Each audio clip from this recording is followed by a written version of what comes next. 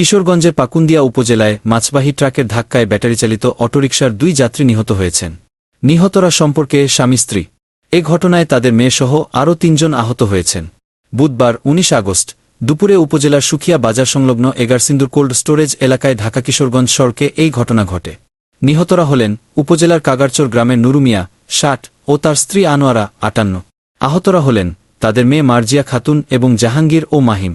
প্রত্যক্ষদর্শী ও স্থানীয় সূত্রে জানা গেছে, বুধবার দুপুরে পাকুন্দিয়া থেকে একটি ব্যাটারিচালিত অটোরিকশা কিশোরগঞ্জের দিকে যাচ্ছিল। অটোরিকশাটি সুখিয়া বাজার সংলগ্ন এগারসিন্দুর কোল্ড স্টোরেজ এলাকায় পৌঁছালে পেছন দিক থেকে আসা একটি মাছবাহী ট্রাক সেটিকে সজোরে ধাক্কা দেয়।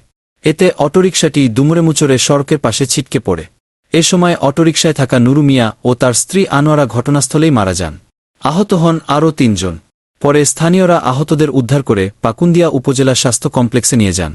পাকুন্দিয়া থানা পুলিশের ভারপ্রাপ্ত কর্মকর্তা ওসি এস.এম. আরিফুর রহমান বলেন, খবর পেয়ে পুলিশ ঘটনাস্থলে গিয়ে নিহত 2 জনের মরদেহ উদ্ধার করেছে।